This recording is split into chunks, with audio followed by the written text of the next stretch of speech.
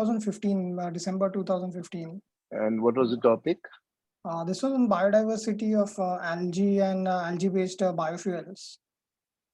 Biofuels. Yeah. You're a technical guy. Yeah, yeah.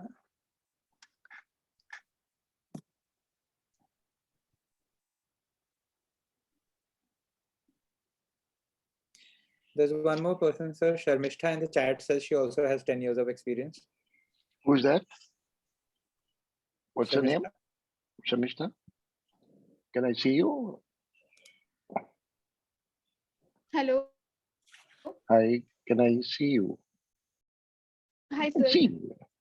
Yes, sir. And you, how shared many my- years experience do you? Oh, I can see you now. Yes. Yeah, yes, sir. I just completed 10 years in recently in January. Wow. And where were you working? I'm working in Tata Consultancy Services. What consulting? Tata Consultancy, Oh, TCS. TCS. Yes. So you must have started when you were in your teens, your work, because you don't look having 10 years experience. I started in 2011 and 21. I completed 10 years.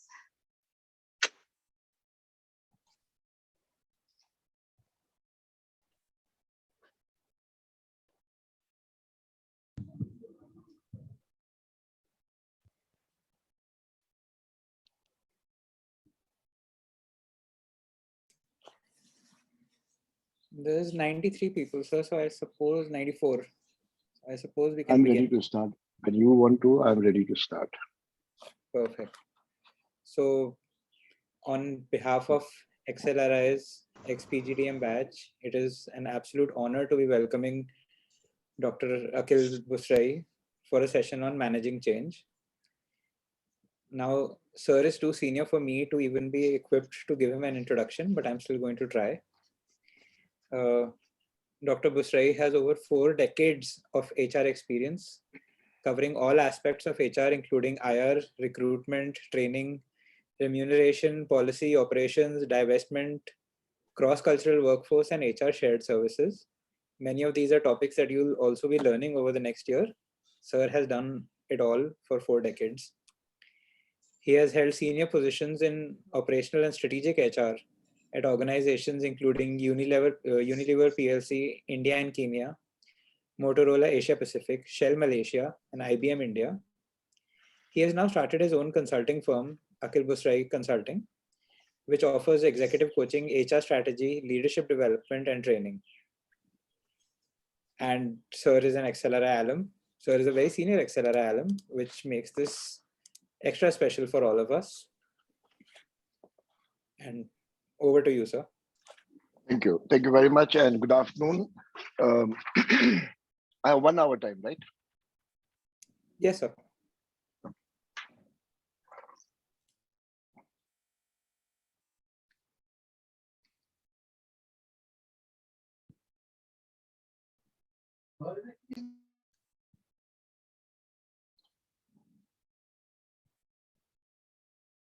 Now, looking at the profile that you people have, I was very clear that I don't want to go into some Gisa-Pita Gyan lecture. So that's the last thing you would expect for a senior group like yours with experience under your belt. So what I did, I took this opportunity to do some research, and I'm going to convert this into a real learning experience for you if you wanted that. So I'll do it in 2 parts. One, I've done scenario planning. How many of you are familiar with scenario planning? Anybody familiar with what is scenario planning? No? Okay. Look up scenario planning pertaining to Shell. There are a couple of good books also, but look up and study what is scenario planning. And let me explain briefly. What Shell does every 4 years, it gets a group of about 120, 125 people together for 4 days. Completely diverse group consisting of economist, futurologist, people who are dealing with financial predictions. There is a profession in insurance they use called actuarial, who do the actuarial calculation to predict, even seismologist. So you can see the type of varied group that are put together. I had the privilege to be on that group twice while with Shell. And what the group does, it takes scenarios that could happen in future, ridiculous as it may sound, and works on what if it happens, what will be Shell reaction. Now, this is done very seriously because even Jeroen, I was our chairman, would attend for 4 days and he would sit in one of the groups like anybody else. And this is done very seriously because one of the success factors for Shell to be proactively managing changes in both business as well as environment, especially when you are in a very sensitive topic, it's a product like which is influenced by geopolitical forces. And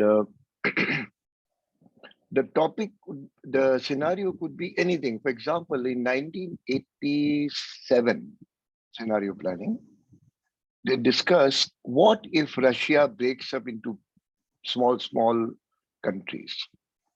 87. That time Russia was its peak of power. Peak. It's like saying today China becoming taken over by non-communist. 87 scenario planning included the whole thought process on what if Russia breaks up into instead of a federation, it breaks up into separate states. 91, 12 December, Russia broke up. And all Shell did was go back to the scenario planning. What's to be done? Already decided. And on 13th or 14th, I think the deal was signed on 17th. 14th, a private jet took off to a place called Malkal Shakhalin. This is a very north Russia, and it's perpetually cold. Even in summer, the temperature is -17. And this group of people consisting of commercial people, legal, hydrocarbon experts, went and met the mayor of Sakhalin. Mayor is like the, in this constitution type of thing, it's like a governor or a chief minister. He's the final authority in that structure. And on 17th December, Shell signed the deal to extract oil from Sakhalin. ExxonMobil board met on 16th morning to decide what to do. In air-conditioned office, heated room. By the time they finished their discussions next day, the ink had just about dried on the agreement with Shell. Read this. It's a very interesting process called scenario planning. Now, today, for your type of experience lot, I've done some scenario planning for the managing change. Instead of just doing some talk about, oh, technology will change everything. These are all Gisa Pita stuff, which all of us have heard and coming out of our ears now. So I've taken 20 scenarios. Sorry, my table is a mess, but I like it that way. And what I'm going to do, I've broken that. That's what I was writing just now in my reading, breaking into 3 sections. One concerning external environment, one concerning pertaining to organization, which is internal environment, and one connected with people. Now, even if you are in finance or if you are in production or you are in operation research, don't think that handling people is an HR job. All these BM guys used to always tell us that union and handling people is all HR job. We do esoteric, sexy work like financial planning. Those days are gone. When you go into industry, and I don't have to tell a group like this, people issue is a line issue. Who's from TCS? Akshay, just now I just heard the lady. In TCS, are line managers required to handle people issues, or do you always run out to mommy, help me to HR? Where is the It's lady disappear? mostly HR, sir. It's always HR. Yeah. Now, let me tell you exactly. That's why I asked you, because in IBM, we did it opposite. The group of some 52,800 employees that I was heading HR for global delivery, I had only 31 people in HR directly connected with business. Only 31. Not counting the recruitment and the training part, which is an army by itself. Now, it doesn't mean that 31 people were managing 52,800 employees. We had 2,264 or 65 people managers. They were line managers who had 20 to 25 employees attached to them, not reporting to them. They were different locations, not even the same project. But they were responsible for those 20, 25 people. And each of my HR person had 25 to 30 people manager under them to guide them. So to cut it short, it is going to be a line responsibility going forward. So when it comes to... Sir, sorry to interrupt. Yeah, sir, I just wanted to inform one thing. Sir, I work in TCS, but I have been working with Shell when Shell took over British Group. Okay, 2015, I suppose, 14 or 15. I joined the project for Shell in 2017. So I have experience. I got the exposure like management in British Group and the management in Shell. Excellent. And Excellent. Also line manager management in Shell. So I got complete exposure. So I was Great. around 4 years. We must catch offline. We have so many things in common. Maybe you can share with the group. Now, coming to the process today, I will convert my thought into 3 sections: external, organizational, and people. Right? And I will paint my scenario. Scenario planning doesn't mean it will happen. There's a good chance of it happening based on some logic, based on some prediction, based on some not past trend, but futuristic trend. How many of you have read Alvin Toffler's Future Shock? Name. Pick up that book, read it. Good fun. It was written in 1970. But if you read it now, it'll look as if it was written last year. This is the skill we have to acquire as managers. Proactively see the future, not guesswork, not gamble. Now, what I would like to do, and before I come to the scenario, that after the session is over, you are the host, right, today? Yes, sir. Okay. Now, what I would do is request Ayush that we have 109 people. He would break them into 3 groups: okay. External, organization, and employees. And each group would then sit together and write a plan how to deal with this if it happens. Now, to make it easier, this is voluntary. Those who really want to learn are welcome to join. Those who don't want to learn, just skip it. But Ayush, you will give me the names of the people who are participating in this, and I volunteer to read all those recommendations and comment on them. Sure, sir. Next Sunday. Sure, sir. Okay? Yes, sir. Okay, so let's start. Now I'll go randomly because I don't want to now. I didn't put them into 3 blocks. So I put them in straight line, but I'll go straight as it comes. Now, we keep on hearing about these jargons and cliches called new normal and subnormal. People just pick up jargons and everybody catches on to it like a buzzword.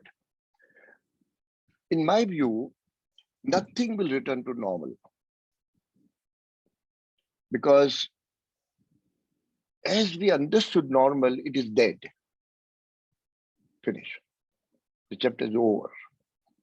And those who are hoping and planning that, when things become normal, I'll do this and I'll do this, are actually prone to be living in denial. You just deny the whole thing, put your hand in the sand and say, "Theek ho jayega sab, don't worry, theek ho jayega." Now, hoping theek ho jayega is one thing, but planning when theek ho jayega, I'll do something is a different ballgame. So remember, one part of the scenario is that nothing will remain exactly the way it was in 2019. Now, as a result of that, a lot of things that we have done, how many people are from HR in this group? Approximately? None? But anyway, you guys are familiar with succession planning, high potential list, and many of you are involved with that in preparation. Even those things will get discarded. And those of you who are familiar will know how much effort and time and energy goes into preparing them, right? We'll have to leave those comfortable things aside, because what we thought in 2017, 18 or 16, 17, 18, 19, that this is the type of skill required, leadership competencies or traits required for future, that itself has changed. And as a result of that, all those things that we were swearing by will get discarded.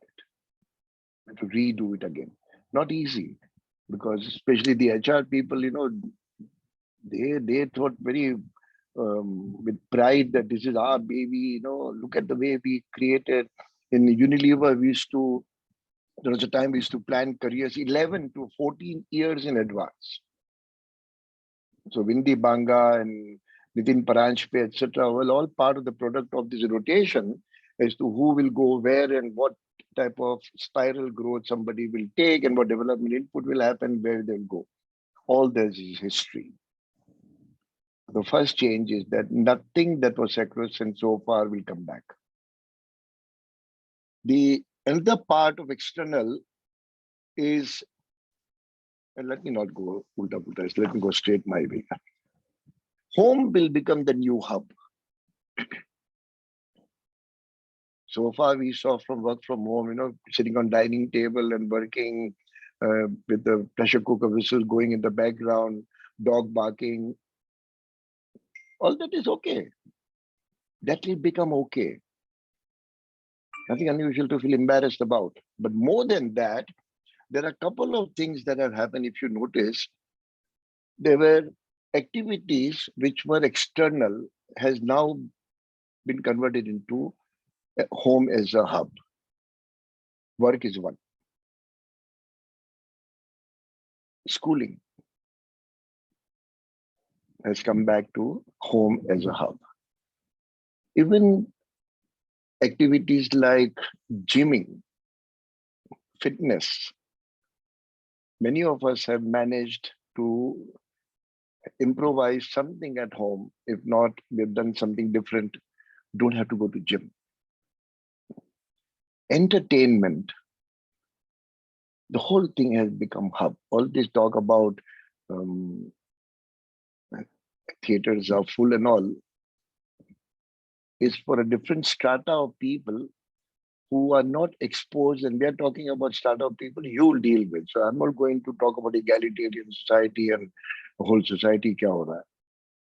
But these hubs, shopping. Now, we did online shopping prior to 19 also. It's not that we are new to it. I don't know when was the last time I entered a bookshop to buy books. I buy a lot of books, not that I read them, but but buying books and all was one part. But now there's no need to go out to buy. And people who thought this was only for fancy youngsters to go to Myntra or some fashion site and buy everything and take a try and give it back next day, even those people are turning. So home hub is going to be a permanent feature from now on. And home is not the only place people will work.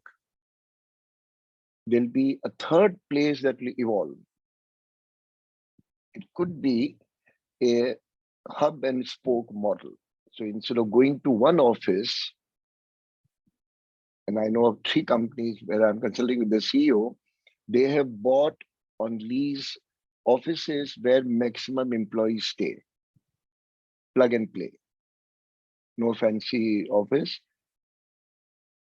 Take your computer, you got connections, you got a coffee machine, you got small rooms for conference, calls, etc. Plug and play. If you go to Starbucks, realize in some corner of Starbucks, you'll never find a space to have a leisurely coffee because people are working in those corners. So notice that? Continuously they are working. You go to barista, you'll find center tables available.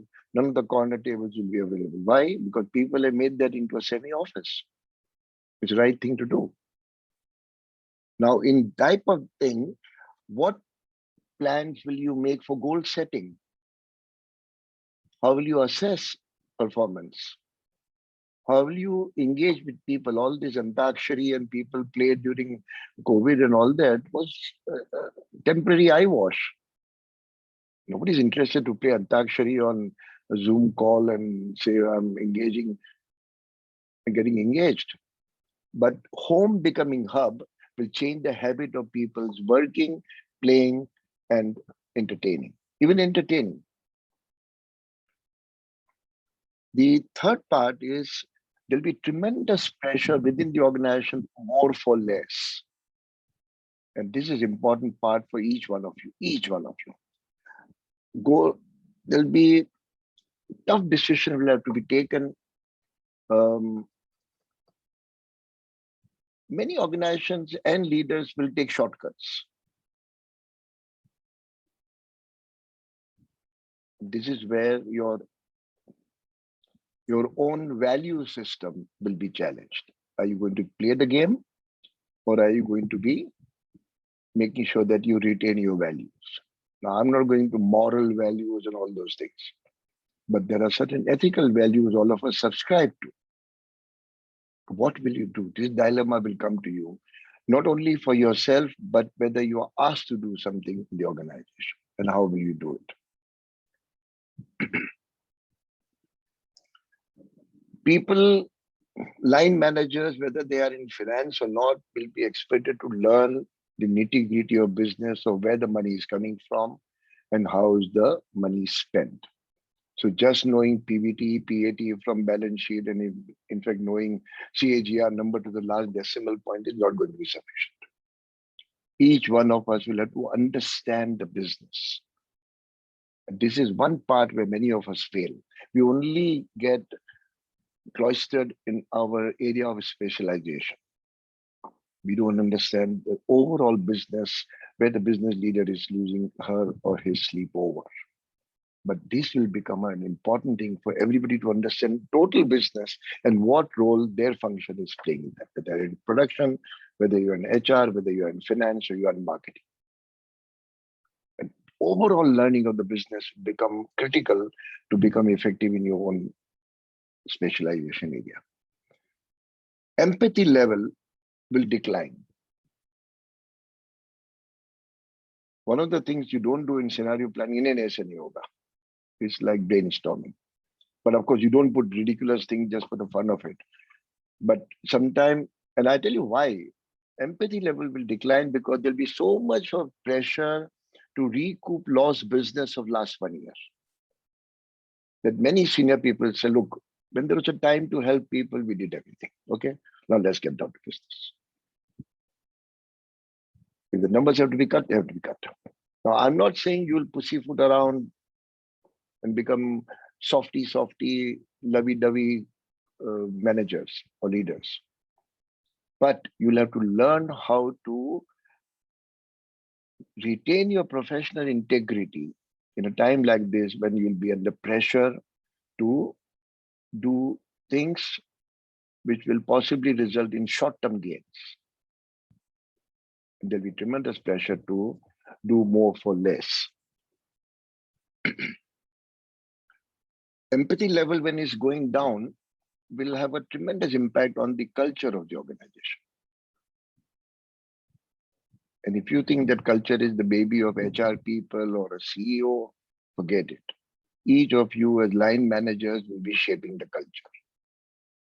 Now, when Ayush breaks up the whole group into 3 parts, you'll have to give solutions to all this, okay? So if you're interested, so listen to this piece of research as a learning experience and convert this into not a session for 1 hour or 1 hour, 10 minutes, but into something that you really learn during this period. Otherwise, spend a Sunday afternoon listening to some boring lecture. Convert this into your self-learning. Fluid work positions will come in. All these neat boxes that we see in organization chart, people reporting to so-and-so, job descriptions are there for every one of them, neatly defined who'll do what.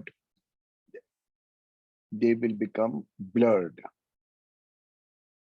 People will be expected to do jobs, what I call transitional jobs, tangential, connected with their work, they'll be required to deliver. And in some cases, because of cost pressure, 2 people will do possibly 3 people's work. So not only the quantum of work will change, but the complexity of work will change, which means people will have to acquire skill to do that work. So far, they were happily doing that work. They were trained for that, they had competency for that. Now, if they're required to do something beyond their current work, then they will have to acquire competency. Your people reporting into you or working around you will have to be given that competency. So look at all this from you as a recipient and you as a manager giving to others who are working with you around. Am I clear? Any questions so far? Is this the right track to go on, or do you want to change into a lecture? Right track, sir. Yeah? Right track, sir. Right, sir. Right track, sir. But I used to be fair. Don't tell me the names of people who didn't volunteer. Just tell me the names of people who volunteered. Yes, sir. Okay? It's just to be fair to everybody. So fluid work position will come in. Second, automation. Of course, this is known, but look at the way automation will come. It will require people to understand business, because the fit for automation is not going to be decided by some consultant or somebody from outside expert. Now, automation can happen in 2-3 areas. One, in your own field, automation will happen in whatever profession or specialization you are there. So if you are in, say, finance, or you are in production, robotics. Now, all of us are smart enough today to talk about even in acronyms, because we know so much about it. So we talk of ML and AI with so much of confidence that you don't know what is ML. It's not maternity leave. It's machine learning. But ask yourself, if you were to explain what is blockchain to a 10-year-old child in 10 minutes, would you be able to do that? If the answer honestly is no, go and learn what is blockchain. Because at the end of the day, don't pretend to yourself you know this. Be honest. To the outside world, in class presentation and class participation and in interviews, etc., you can do all this BS. But don't do it yourself, because this is going to decide how effective you will be participating as a management team. And automation will come in very fast, not only in organization level, but in departmental level. How familiar are you with your personal level of awareness of automation? Most of you are savvy with gadgets, etc. But keep that learning alive as to what are the tools that are coming in, what are the processes, what is the technology moving, which direction it's moving in. More important, also what is the trend happening globally and in the industry, the competition. Not only, okay, we got this automation process done, but what is the industry doing? What is the trend happening? What is likely to happen in 2 years or 3 years from now? And are you prepared as a responsible manager or part of the management team that you can contribute sensibly in your organization? See, there's no sense in sitting in a meeting and taking notes in a management meeting. If you have some bright ideas which is going to be impactful for the future and you speak up, you'll be heard. That is one of the changes I'll talk about. Reskill training, and this is referring to the fluid organization structure that I mentioned. Now, this has two aspects to it. One, how will you train yourself to reskill yourself? Or will you remain in one slot into groove and remain, oh, I'm a finance guy, a marketing person. Sales is a third grade job. I'm logistics. Now, who thought that logistics manager would be asked to manage stores for a temporary period, because stores won't be there anymore? The JIT concept, which came in sometime in 90, I remember I was doing a project with Cheeseboro Ponds when we acquired. I was in Connecticut headquarters. And there was the first time in the acquired company by Unilever, a just-in-time process was introduced in Ponds factory in Connecticut. They had no store. There's no storage. There's no go down, so-called storage warehouses to keep finished product. There's no raw material product kept. The factory had a layout itself. At one end of the factory, raw material came in, including plastic granules. They would be taken through a conveyor, taken up to the tower, brought down at a particular temperature, run into a mold and become a jar. You've seen the Vaseline jar? You still get the same Vaseline jar, this white colored, opaque plastic. And the other side would be the petroleum jelly with a little bit of coloring or catalysm and a little bit of flavoring agent, etc. And they would just come, fill, it go to the next line, label would be put on there. And by the time it travels to a certain cold chamber, it would be ready to be stacked into a ready-made sealed jar of Vaseline. End of the line, it would get into a carton. The carton would get sealed. And by the time it gets sealed, the next step would be it would get into the conveyor and go to the exit point where the trucks are waiting to take it. 91. If that can happen that many years ago, see the type of automation that will happen from now. Robotics. How many of you actually visited factories? What's your name? Deepa, you said? Dishi, which factory have you visited? You're on mute. Dishi?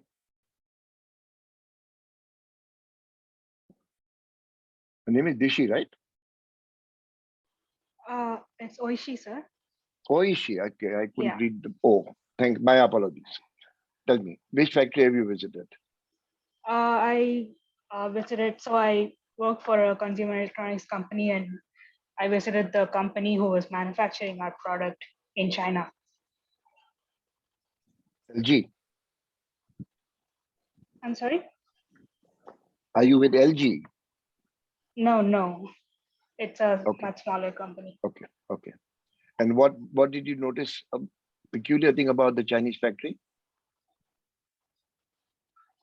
So I don't know if this is different because I haven't visited any other manufacturing companies, but they had a line of ready to go processes, and the people in China would work like crazy amount of hours to just Very true. to just get the products out of the door as soon as possible. Very true. So speed and productivity is very, very focused in very high. China, From Korea, like 6 in the morning to like 10, 11, 12 in the night. And in many of those factories, although they're called sweatshop by the Western enlightened gurus, they take a lunch break by bell. So they take the chopstick out, eat lunch, like school children, they put their elbows together. Remember in school, we used to lie down on a bench like this? Yeah. They sleep in the middle of the day. They take a 5-10 minutes nap and back to work. Now, all those things will have widespread application in other countries. Luxury days are over. All those people talking about we must have a break after 4 hours, work study says there's some fancy HR guy has come up with a policy of we must not have spread over beyond 12 hours. Even the laws are changing. It's a very interesting topic. If you do your scenario planning in your own line of specialization, what will change, you'll be amazed. You can literally write a book on it. Just put your head together, 10, 15 of you together, and do the scenario planning. See the fun and games you'll have on this. And see the preparedness you'll have to go back to your organization and say, wiser than what I left. Not just theoretically, not just GMP ka chap on you, XLRI ka chap on you. And that brings me to gig workforce. Now, all this time we thought gig was a foreign word that only happens in some fancy companies and all. But I've seen gig work in 2002 when I was looking after Shell Malaysia, Brunei, and Indonesia. There is we didn't call it gig, of course, but there is a concept there. There is one trade in hydrocarbon industry called underwater jointers. When the pipes go underwater and they leak, it can create one environment hazard, and it can actually, because they go under pressure, it can actually burst. So these jointers go and connect pipes together. Now you can't do welding. I have not gone underwater to see how it's done, but these jointers are literally, you can count them on your fingertips. They're available, and they're such fussy lot, they're hard to get, and they would not work for Shell. They would only come for a project like thing, and then they would go and work in the North Sea. They would come into Borneo. Sometimes they would go and not work for 6 months together. And that was the gig work I saw first time. It's challenging because they would want to have the freedom to work for ExxonMobil or Petronas or Murphy or Total. And we would feel very nervous about how can you work for competition? And a lot of things, proprietary, that you'll pick up while you're working with us. And their answer was very simple. Take it or leave it. This is exactly what will happen with gig works now. Gig work is slightly different than contract labor. Gig work are specialists. They will work for multiple people, they will work for multiple organizations, they will work on their terms, they'll work on their time. Now, organizations are not used to this luxury of employees deciding what they will do, how they will do it. And one of the changes connected with future is that not only people will now decide where to work from, whether it is a work from home, whether it's the hub office or physically I have to go to work, but also there is a tendency, already I'm seeing now, tendency, when will I work? Why should I follow a fixed time 9 to 6:30, 7:30? Now this concept is not new, when to work, but more and more flexible. You tell me what is to be done and I'll do it. Way back in my early days after Excel, there was this company, Dansk in Denmark, and there was this magazine used to come, World Digest at that time. We didn't have Harvard Business Review and online. And I used to subscribe to that for what a little I could afford. And there was this Danish company which had introduced flexi working hours for the first time in the world. And I got fascinated. So I wrote to their people. Finally, I even got a reply from the CEO, how they are managing. They were so happy that, and I can call myself young that time, youngsters inquiring, they even invited me to visit them. Now, it was too expensive to go to Denmark, but it just happened that there was a training program which I was nominated to in the US. So I took a detour and went and visited them for 2 days. Now, why suddenly strikes me as unusual? All this is happening in mid-70s, late 70s. Look at the futuristic of that company plan. That is the edge you guys have to pick up. You got to be talked about 10 years from now that, oh, wow, Oishi did that. It was her idea. You have to stand out as a proactive people, not reactive. If you keep on doing reactive, you can be called a managing director, you can be called a director, you can be called anything, but you'll be nothing but a glorified clerk. Simple. You can have a fancy title, a fancy car, a fancy office. Some of you guys who are very handsome can even have a fancy assistant. No, actually doubt very much if you'll have any assistant anymore.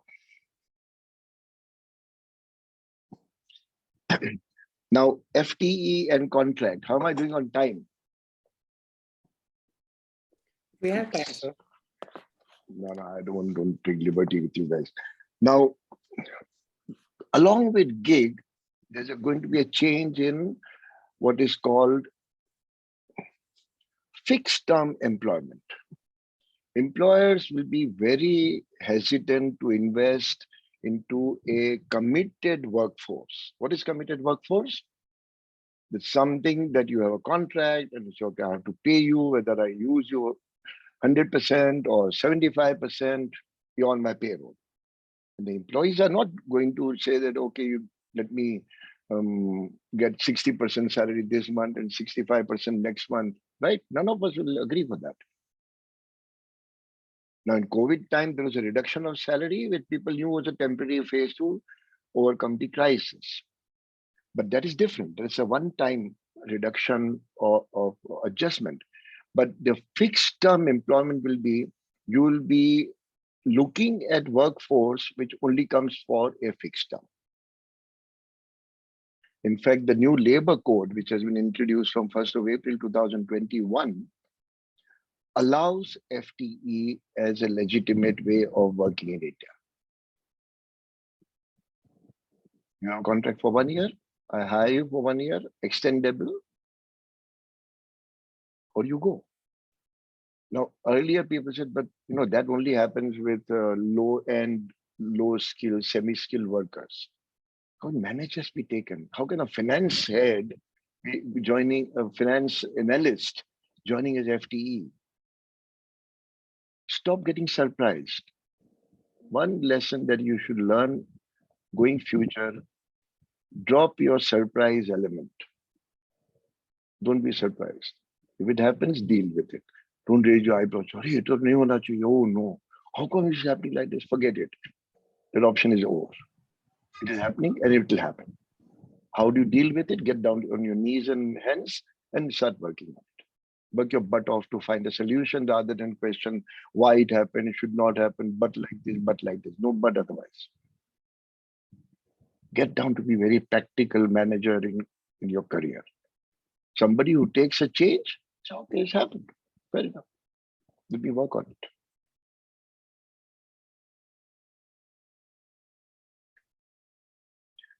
Influence of trade unions will go down. People will volunteer to go for reskilling because they know that unless they equip themselves for new skills, they might become obsolete and job can be threatened. Now, so far, the companies had challenges in giving skill training to people because many people were reluctant to attend new skill training programs, etc. Now it will be exactly reverse. People will say, might as well learn, rather than be surprised later on to say, sorry, you're not required. Remember, I mentioned earlier, 2 people will do 3 people's job. The third person could be you. And nobody wants to do that. So as a result of this change, the trade union influence will reduce because people will not rely on trade union to protect jobs.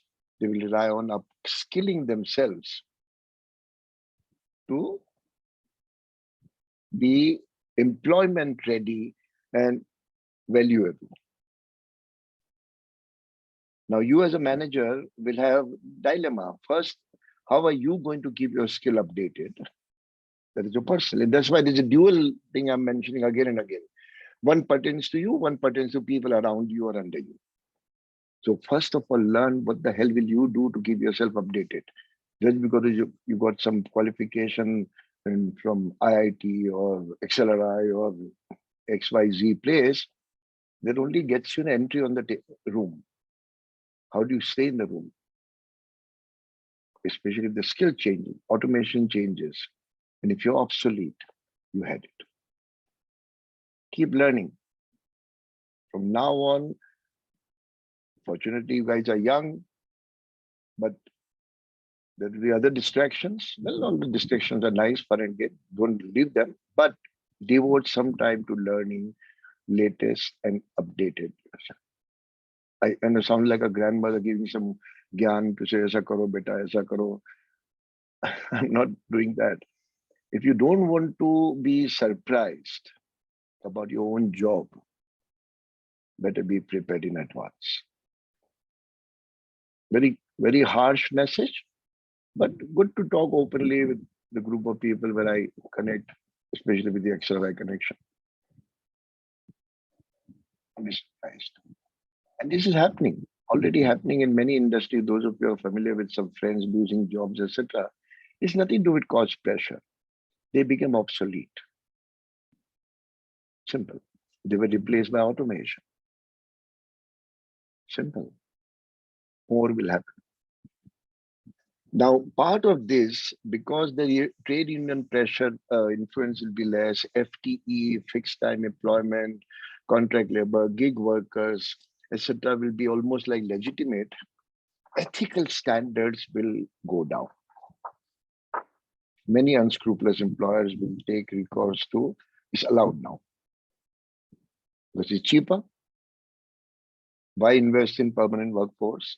Why invest in training? Especially if it's legally allowed.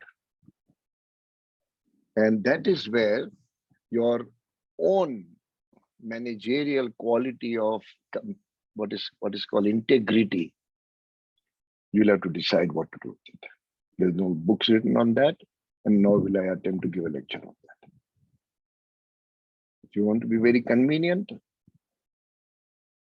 be very pliable, you can be, but it's your conscience and your own integrity. Whether you can sleep with that conscience that you did the right thing. Good managers will not do that, or good leaders will not do that. They will make sure that their own ethical standard. Now, if the company is doing it, then you say, well, what can I do? I've been asked to do it. You can raise a voice. You must decide up to what point will you be pushed That's all. And these are serious issues you'll have to tackle in your own mind. This 1 hour lecture or 1 day of discussion will not give you answers. Because then you can justify somebody, we have boss to bola, I told them that, sir, so many contract labor being used on the production line is not allowed. Shut up. Look at the cost. It's 60% less than permanent employees. You want to work here or no? Yeah, but there's no but. Let's do it. Now, this may sound extreme, but in a subtle way. How many of you remember Satyam incident 7 years ago? There were 2 PwC auditors, 11 years ago. 2 of them are still in jail. One was 33, one was 35. So now the guy 33 must be 44 years old.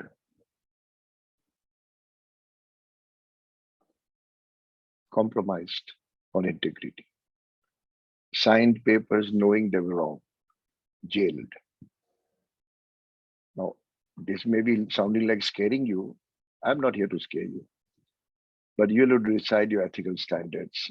Up to what point will you? Remember, we teach young children what is a good touch and a bad touch, right? We teach them what is good touch, what is bad touch. But if a teenager, knowing it's a bad touch, wants to indulge in it, can you stop it? No amount of lecture will help. It has to come from within. Integrity, ethics is coming from within. Leadership profile will change in the sense that technology will become a predominant factor going forward in every sphere of our work. And earlier, and this is good news actually, earlier we were promoting people to senior positions, board level or 1 level below board or 2 levels below board based on experience and gray hair. Fortunately, all those people with gray hair or no hair will get obsolete out of the way. And more younger people, technology savvy. So techno-managerial skill will be the edge, not just managerial experience. And the more savvy you get with using technology and familiar with technology, not only using it, but familiar and aware of technology changing around you, will give you that edge. HR processes, and those of you who will be in line function, will have to learn how to dictate policies to the company. We should change the policy to this policy. So far, majority of line managers, they just pick up a fight with calling HR all sorts of names. The idiots don't understand. They're this whole F word flying around. This bloody policy. Before you ask them, the answer is no. Right? You guys are polite because I'm from HR, is it? But those days will be challenged. Line manager will have to go and say, look, can we do something about this policy? It's not for working out. What is it you want to do? What is the implication? You'll have to come up with that idea. So the participation of line managers in shaping policies will come forward. Gender diversity. Work from home had one biggest, in my opinion, since I'm very passionate about this subject on gender diversity, one of the biggest benefit of work from home was that all this myth around women, I'm only talking about gender right now, not other diversity, that women can't do this because one, they can't travel, they will not work late, the mother-in-law factor, the child will cry, they will go home and they have to cook. All those were excuses and convenient arguments that were put forward. When work from home happened, it brought something called level playing field. In fact, it turned out that women did better working from home than men. And data shows that. Now, when the pressure from some quarters to say, let's go back to workplace. Read the Gartner report of, this is what, May, 15th of March, or, can you hear me? Can you hear me? Yes. Yes. Yes, sir. Yes, sir. It talks about that when, if at all, people go back to the working place, 56% of males prefer to go back to working place compared to 42% of women. Because somehow, let's face it, going to work and showing I'm working late and sitting with your lights on, and when your boss passes by, hey, it's 8 o'clock, you're still working. And I'm not being a sexist here in some way, that males did that quite often. Gone. So you'll find more women getting into leadership roles. And that's where women will have to now demonstrate the equality factor, not only ask for equality factor. And this is where diversity will play a big role, that if women can demonstrate that during WFH period, post WFH or part WFH, they'll continue to do it and do it better. So you will see more women leaders, more opportunities coming up for women. Now, I'll go quickly to end as we go on for my time. Moonlighting is one thing that I thought will give, because all those annual increment that people were used to, fixed salaries, security of jobs. Today, even government jobs are not secure. So if you worked in LIC, you retired in LIC. Now LIC will be retired. If you worked in railways, you never thought of getting sacked. The railways are sold. So even government jobs are insecure. Private sector jobs, I mentioned already about automation, replacement, cost pressure, fluid workplace. All this will put pressure on continuity of employment, period. You've got to be agile, you've got to be up to date, you've got to make sure that you are relevant to the business in the field that you're working in. If you are handling multiple fields, you must be capable of showing that you are agile enough to pick up something surrounding your area. Oh, but I'm only purchase manager. Procurement is somebody's job. Forget all those fancy things. Those were created at one time when we had luxury of job descriptions and big boxes in organizations. Attrition will actually decline. People will rather keep what they have than hope for getting something better deal. As a result, and this will apply to all you people, not only HR, remember, your performance management assessment of people, if it is not strong, you'll end up with people who are poor performers continuing with you. Mediocrity will creep in slowly under your eyes, right in your department, right in your team. And if you're not alert to these changes in advance, that this could happen, you could be sleeping on your job. Am I making sense? These are wake-up calls. These are, for a class like yours, I'm not giving lecture on changes. I'm just asking you pertinent question. If some of them make sense to you, some of them don't make sense to you, throw out. Business plans, we are used to short business plans of 5-year plan, 10-year plan. And the longer the plan was, whether it was implemented or not, people thought it was very sexy to have a 10-year plan. In my opinion, all business plans will become very short term. Just let's survive this phase, recoup business, re-establish ourselves. Second, even medium term, which is considered 3 to 4 years, 5 years period, will be handled with very high level of caution because environment can change very quickly and there's no high level of predictability about those plans. So plans will become short term. In fact,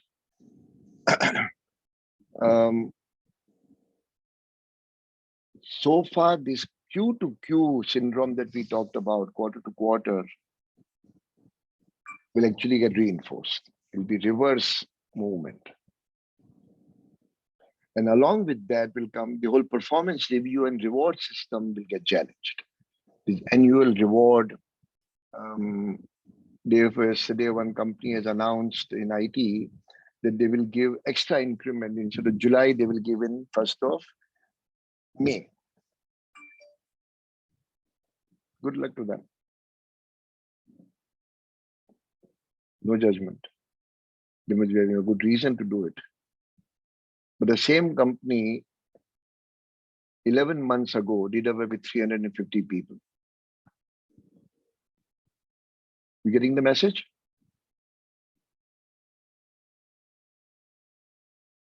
In my opinion, the annual increment will be minimal.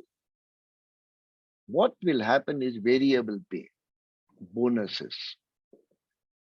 And in some organization, and I'm working, I was telling you with one CEO, we're working on quarterly remuneration. Although the board looked at it and said, sir, up to you are regressing. All senior people who come and advise us are talking about, think big, think future, and you're telling us think short. I said, if you don't have a business, you will not even think at all. So first, consolidate your business. Quarterly bonuses. If the company does well this quarter, we'll give you money.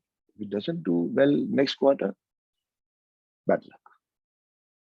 Sounds very transactional. So why not? I answered the board the same thing. Why is transactional a naughty word? You don't have money. You go and buy a Mercedes.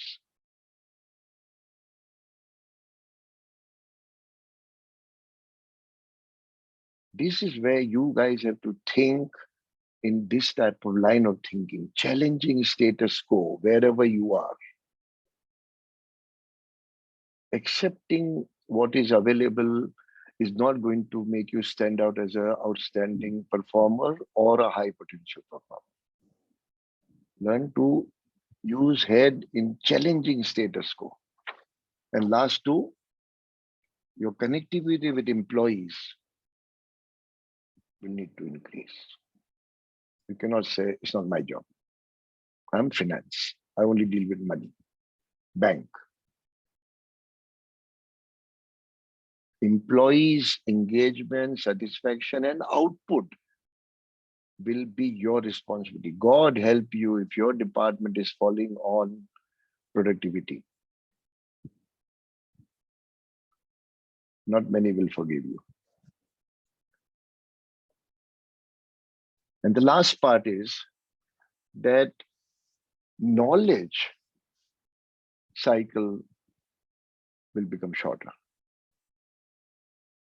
What you know today is just not sufficient. Now, we have been told about this for 30 years, 40 years, 50 years, 60 years. When we were in class 8, a mom told you, and if you don't read, you'll become obsolete. When school final or college, professor told us the same thing. XLRI, they gave us so much of gyan that if you don't read Kotler several times, you'll forget marketing. But now, keeping up to date, what is happening around benchmarking, not just reading. In fact, I just got my copy today of HBR, 2 articles I read, and HBR is a HBR. I said, wow, beautiful article. And when I was connecting that article with just before coming here, 10 minutes before I finished reading, I said, how much of this is really going to connect with real life managers with 5 to 10 years experience? Not even half. Because if this article says do this, it will require a lot of gray hair or people to decide on what to do and how to do it. So knowledge is not about reading, not about browsing, not about getting some jargons and terms under your belt and sounding very sexy in a discussion. Wow, she's so knowledgeable. Wow, she speaks so fluently about everything in this subject, but actually knowing it. And I'm serious about this. Learn. And the last point I'll make it because I'm passionate about this, so I'll take extra minutes to talk. One of the things that I leave a thought with you and a very serious note as a colleague, as a fellow colleague. One of my mentor, she's a Dutch lady. When I was in Shell that time, she still continues to be my mentor. She used to use this word learn to learn very often. Until you must learn to learn.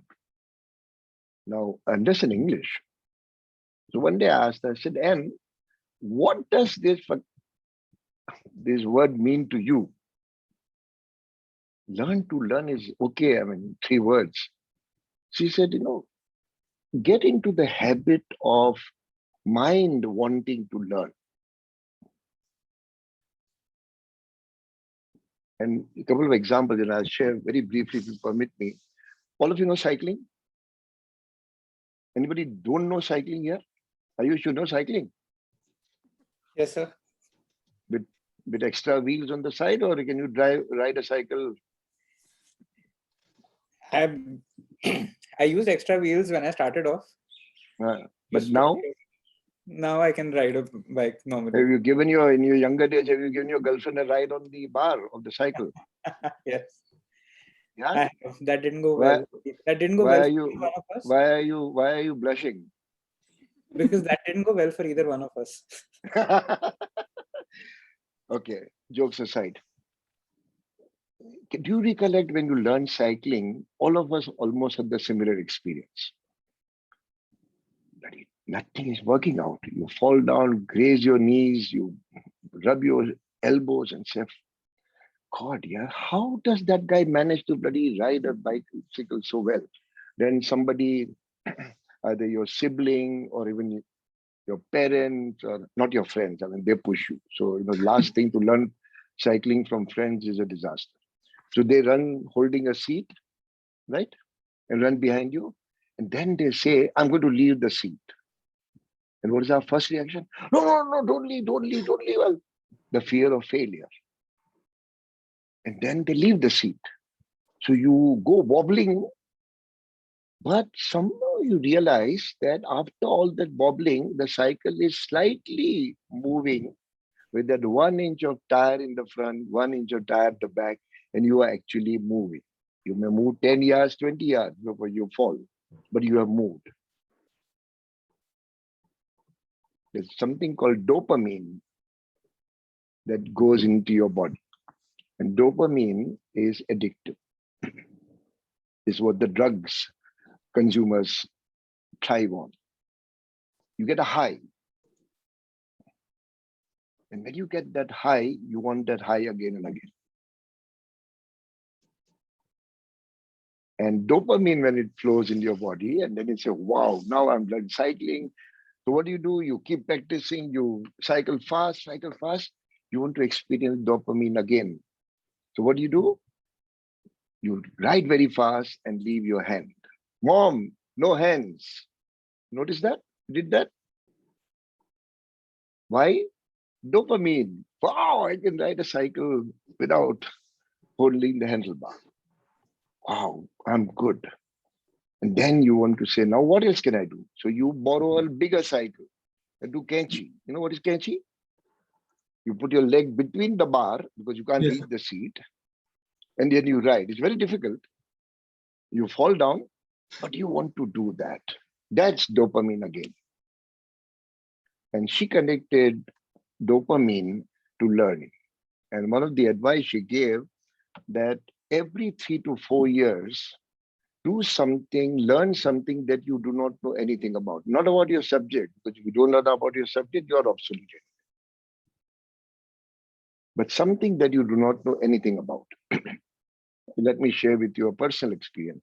I'm very fond of chocolates. I'm actually a confirmed chocoholic. Confirmed. Shameless. Now, about 4 years ago, now it's 4.5 actually, I enrolled myself in a class to learn how to make chocolates. And the lady who was teaching had other two, three ladies were there, looked at me very quizzically. They thought I was coming there tomorrow, line at them or something. Why would I want to learn chocolate making?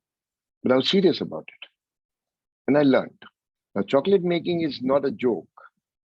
It requires timing, precise timing, temperature, moisture. It's a whole lot of, there's something called tempering in chocolate to get the texture done, smoothness, molding, you name it, and I learned it. And I make good chocolates. Proud to say that. And what is the proof? When I make a lot, some of those cynical friends, we have so many of them, all of you must be having also a handful of them. Are you sure you made it? In fact, there's one friend of mine, she's in Bangalore, and she keep nagging me about this. Come on, I've heard this before. There's so many homemade chocolates available in the market. So I made a lot for her. And before putting the wrapper around it, I put her initials at the bottom of the chocolate in each one. What am I demonstrating? There is a connection in all this learning. I became a good chocolatier. What is the connection with HR? Nothing. I enjoyed the learning. And this is the point Anne was making. Learn to learn. That means you must get that dopamine every 3 to 4 years. Because of COVID, something else happened. My next project is to learn saxophone. So I bought myself a saxophone. It makes all sorts of funny sounds. Nothing works. None of those keys work to prepare it, produce any sound. Forget Kenny G. One day I will learn. I may not play like Kenny G. But if we are around in GMP meeting, I will play a tune someday. Now you may say, but isn't this hobby? It is. Nothing to do with hobby. My hobby is wildlife photography. And when I get engrossed in that, nothing in the world can stop me. 5 to 6 hours in the sun. As it is, I'm dark, but in 48 degrees of Ranthambore and places, I burn very quickly. Earlier, I used to look after my skin, delicate skin, and put this sunblock and all. Then I realized it messed up my camera. And I said, who am I going to anyway show in the jungles my fair skin? So I stay out in the sun, irrespective of the heat, enjoy everything only because the dopamine inside me tells me do it more. And if you get dopamine flowing inside you for learning, see the change. Sorry, I've overstayed my welcome. I apologize for that. But if you are interested to carry this project forward, Ayush, break them into 3 groups. You decide who will go in which group. Yes, sir. Make it completely voluntary. Yes, sir. Send me the names by Tuesday of all the people who have volunteered. Sure, sir. And all I want you to do is what I talked about, the 3 aspects today: the external, the organizational, and connected with people. Break yourself into 3 groups. And if you want to go to one particular group, if you're more interested, feel free, and I usually help you with that. I'm suggesting this as an extra work for you, but it's completely voluntary. With those issues that I have pointed out, write down, and don't be confused in writing. Write down what practical proactive measures will you take. Proactive, that means you know in advance if it happens, what do I remember the shell example? 12 December to 17 December, how many days? 5 days, 4 working days. $27 billion worth of agreement signed in that 4 days. 27 billion in one location. All because proactively people had thought, if this happens, I will do this. Now, why I say voluntary? I don't want to convert my class into some chore. I don't want to grade this. If you're serious about learning, and if Ayush permits, we can meet again someday and chat over it. But learn something. Don't come attend classes just to give attendance and ghar jaake, you know, but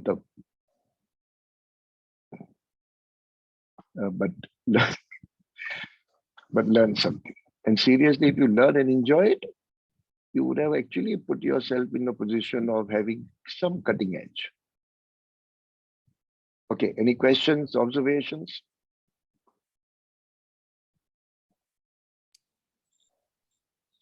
I wish I could have come to Jamshedpur. This is Sayak here. Can you hear me? Yes, sir. Yeah. So I was asking, once you said that 2 or 3 people, like 2 people will be doing 3 people's work, and people will be like more interested toward upscaling their sims. But and then you said, while talking about attrition, you said that mediocrity will creep in. So aren't they like contrasting? I just wanted to understand that. Okay, good observation. I didn't say mediocrity in the context of attrition only because if your performance appraisal system is not robust, and if people will not leave, those who will stay back may not be the best ones to keep. That's why mediocrity might come in. Now, it's not that every organization will reduce numbers and 2 people will do 3 people's job. This may happen in some places, and in places where suppose they have to reduce numbers, I'm sure those people who are mediocre will be asked to go first, hopefully.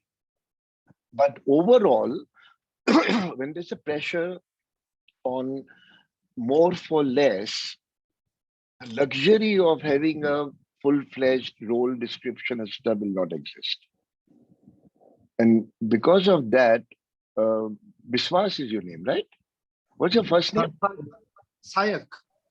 Sayak. Yes. What does it mean? First time hearing that. It means one who stands against evil. Against evil. Yeah, it's in Bengali. Meaning. Sayak. So Sayak, it doesn't mean that people will just throw people out and 2 people will do 3 people's job. This is one of the scenarios. And those who have higher skill ability, scalability, or ability to acquire skill quicker, learn quicker, will survive. The attrition part is that people will not leave on their own because they will prefer to stay with the company more secure than go for fancy company which looks very lucrative at this stage but may not give them a long-term sustainability of employment. So as a result, they will not leave on their own. And if they don't leave on their own, see, attrition is good one way because sometimes some people go, new people come in, you churn the whole workforce, you reassess, you do comparison, and then you retrain people. And as a result of that, the fear is that if you're not careful about your appraisal or assessing people, you might just keep them. Okay, sir. Got it. Now, Sayang, it may happen in the same organization, it may happen in different organizations. It's not sequential. But out of the 20 points that I mentioned, if one of them happens, what do? You should be ready. In fact, you should actually take this as a prompter. And in your own line of specialization, do some scenario planning yourself. Now, so you can actually harass the professors and ask them answers rather than let them go off the hook. थोड़ा सा उल्टा कर दो यार. Instead of them harassing us all the time to harass them also. Zarur, sir. We'll try to do that. And if this happens, what do you do, sir? Let them do some overtime work. But seriously, this whole learning aspect that I'm talking about itself is a different approach. You notice that? Nobody will give you a ready-made plate. You have to eke out whatever you want to learn, whatever you want to appraise yourself, go and do benchmarking, read this, read that, talk to people. Fortunately, your generation is so well connected. And this is just exchanging naughty jokes, sometimes exchange knowledge also.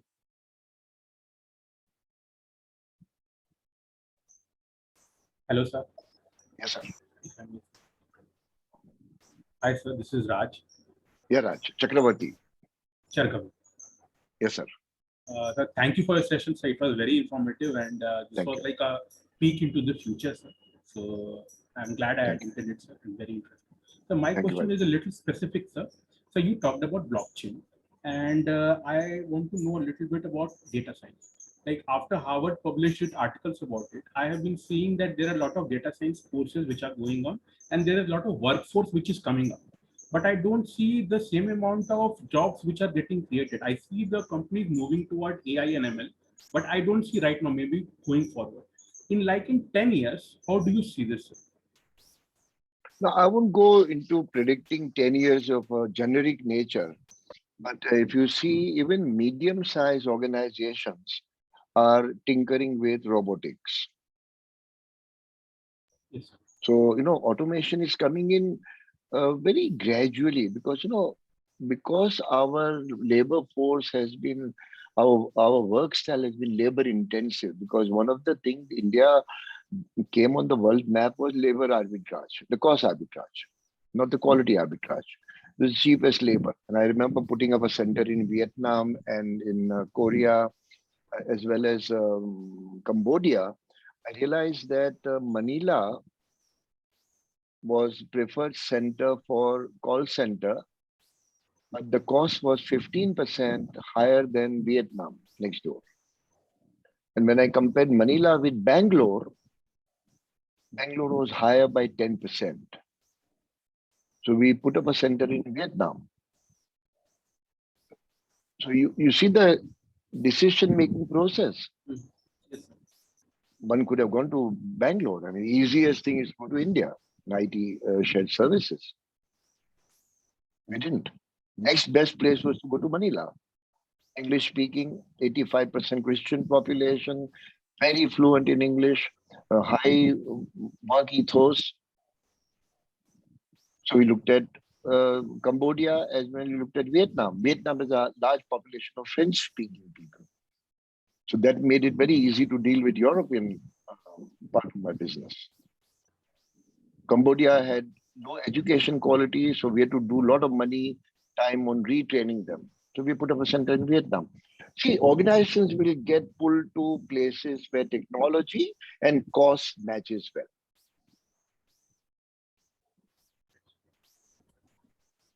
Look at country today. Why industry is not going to certain pockets in certain parts? Because resistance or non-availability of automation is preventing them. You know about POSCO. How many of you know about the POSCO incident in Orissa? You guys only read Times of India, is it?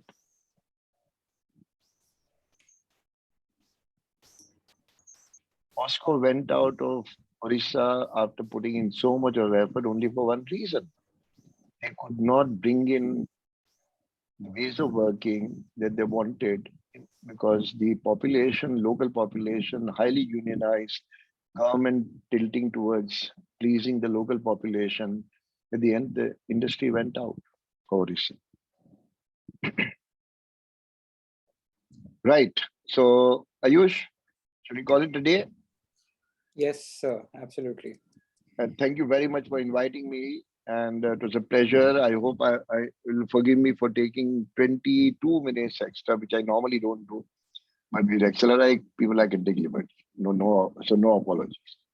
No, sir, that was truly that. No, that if it was any other organization like ISTD or HRE network or something, I would have left to the 59th minute. Normally I'm famous for that. 59th minute I close, but with you guys I could take the liberty. So thank you for allowing me the liberty, and all the best to you. And do finish this line of thinking. And if you are inclined to work on the solution part, get in touch with Ayush, form yourself into 3 groups, write down solutions for organization, external and people related issues that I talked about. And if you have an appetite, and if you feel there are 1 or 2 extra scenarios you want to add, feel free. Okay, thank you guys. Thank you very much, and all the very best to you. Hopefully, we'll meet in Jamshedpur someday. I do not know. When do you? This is a new batch, right? Just started. Yeah, You still have 1 year to go. 15 months. 15 or 12? 15 months. 12 months of on campus and 3 months of Project. on the job. Well, hopefully, I don't know. In fact, it's so uncertain now. In fact, I had planned that so well that I thought sometime in February, for sure everything was going hunky-dory in terms of vaccination and everything. So March, I thought the second half of March, I'll sneak out to jungles. But this year I have not visited the jungle. Last year I missed it. And they all close, sorry, May, not March.